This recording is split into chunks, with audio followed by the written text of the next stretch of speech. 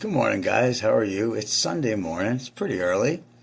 Um, I wanted to talk about covert narcissistic abuse and the family dynamic and how it just seems to continue.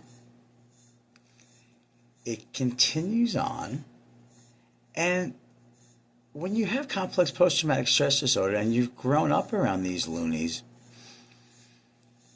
you get brainwashed into thinking that abnormal behavior is normal. You know, the weirdest stuff gets normalized. And when you finally wake up to a system, boy, are you going to get resistance. You're the bad guy. And as a scapegoat, especially with my sexual history, I definitely lived out the shame that a lot of people had in my family, and then I picked friends that had this shame. And shame is not guilt. Remember that. Shame is not about feeling bad that you did something to somebody else. Shame is feeling embarrassed. It's about you. So people that are toxic and narcissistic definitely feel shame, and a lot of it, but they don't know how to process it. So they pick targets, and then they live out their shame and all of their projections on the target. And I have been definitely a target within my system. And it just seems like it's a gang mentality. You know, even growing up, it's like I got caught smoking pot, so we had to tell, relatives right away. And then another sibling caught much worse than that. And so already at a young age, my reputation was such that I had to be careful. Like, they kept it within the family unit. So if I say something, we're going to tell so-and-so that you're smoking pot, but we'll leave another thing out from another sibling. So the unfairness is it's just unbelievable. And it's because I had a big mouth. If I saw something wrong, even as a little kid, I'd say it. I'm sorry. If I got hit and it was wrong, I'd look and say one more time. That's my personality. And you pay a high price to be a resistor to any toxicity, anybody's narrative. Try disagreeing with the boss at work. It's just, if you're the one that is not acquiescing to the power structure of whatever system you're in, you're going to be in trouble. And I'm not giving in. I'm not. There's no way. I'm waking up to a lot of things, and I'm not going back to sleep. There's no way. I can't unwipe my ass. It's not happening. So it's a pretty good day. I'm going to try to relax today. I've got a big week. I got some visitors hopefully coming next week from up north, and it's going to be nice. And I'm going to focus on that. But in the meantime, this complex post-traumatic stress disorder, your mind gets blown away. You just can't believe the lengths that these covert narcissists will go to try and destroy your life while telling everybody that they feel bad for you. It's just sickening. And the truth comes out. And it's not that I'm trying to get people in trouble. I'm trying to get my narrative back, and I'm going to keep at it, because what people think of me and my reputation is important, as I've said before, for my present and my future.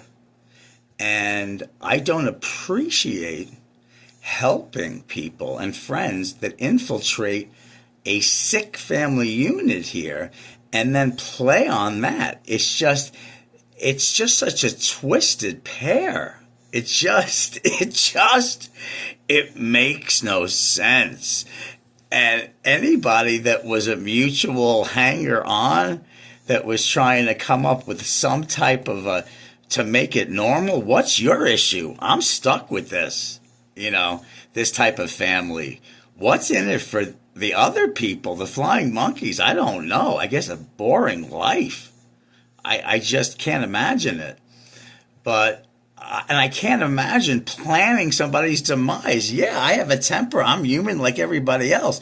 But to plan somebody's demise?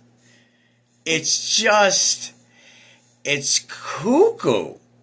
And then if you resist the false narrative, then you're going to get punished more. Bafangul, I am not going to keep my mouth shut while people are spewing lies. It's not happening. And I don't think anybody that's suffering with this should just sit back and allow people that they have been decent to trash them because you disagreed and set a boundary? Really? I set one boundary with you. And that's all she wrote? And you're going to character assassinate me all over the place because it doesn't look right?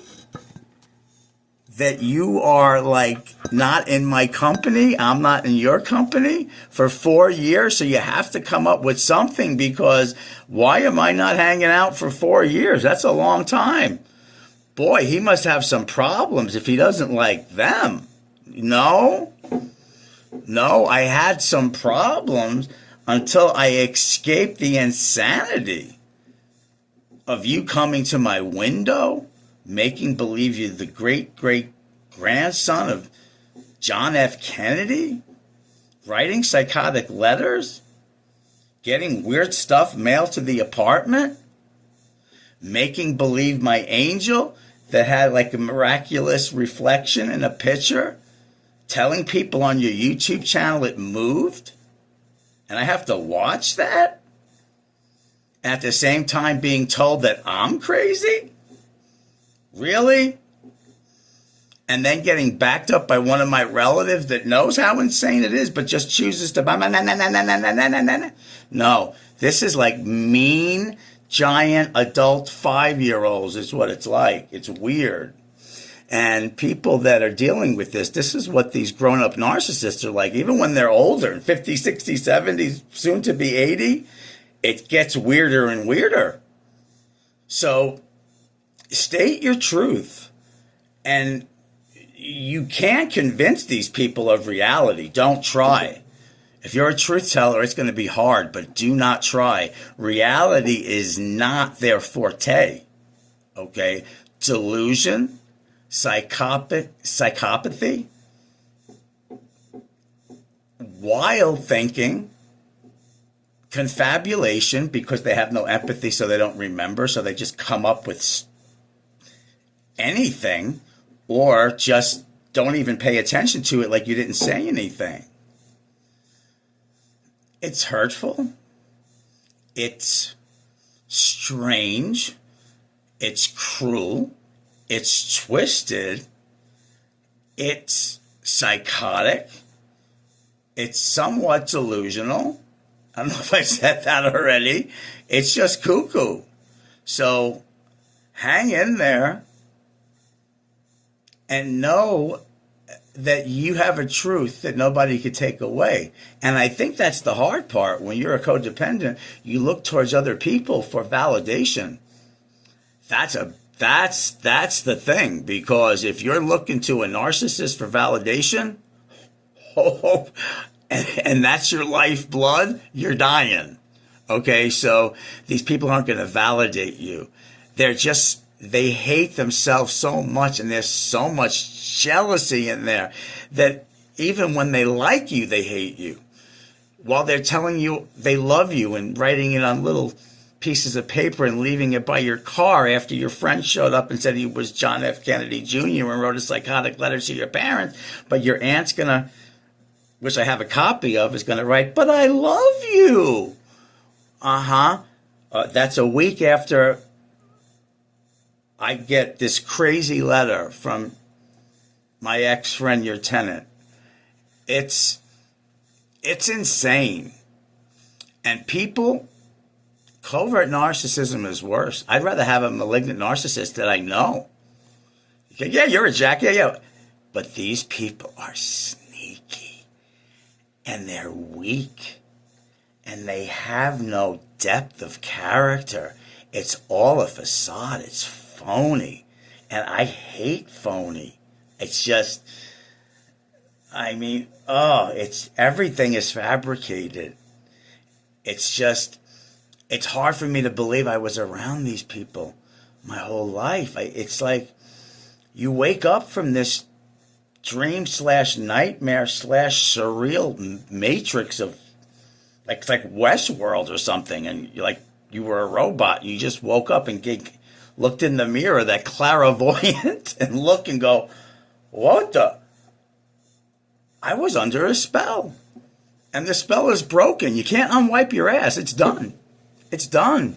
So once you get past the hurdle of feeling bad and the illnesses that you get because you can't believe what's going on, your system's in total shock, you really start evaluating the whole world. And I've gone through so many changes, and some of them are creative and wonderful, and getting back to my college weight and exercising and, you know, doing a lot of really positive things for me, because as a pathological codependent narcissist, you will lose yourself in a labyrinth, down a black swirling hole, a whirling dervish of darkness, and you just keep sinking further and further into their delusions, and they're exhausting people.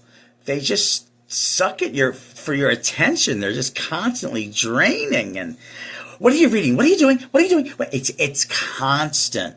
And when you ask them to stop, all of a sudden you're a son of a bitch, no good, spoiled, petulant little brat because you want to set a boundary. Well, you know what? Toodles. I don't want you in the Little Rascals Club. Toodles. Later, man. It's all good. I got to get some coffee. I got to start making these things after I have coffee and I'm awake. But a lot of times when I'm awake and my ego's not totally set in yet, it's a good time for me to talk because it's pretty much just coming out, which it pretty much does anyway. But in the morning, it's like it's fresh and there's no masking anything. So probably should. But anyway, hang in there. Love yourself. And don't ever go back and fall into the possibility that these people they're not going to change. Nope. Not if they're disordered. Nope. It cannot happen. So please don't keep beating your head against the wall year after year until you're an old man like me or old lady or however you identify.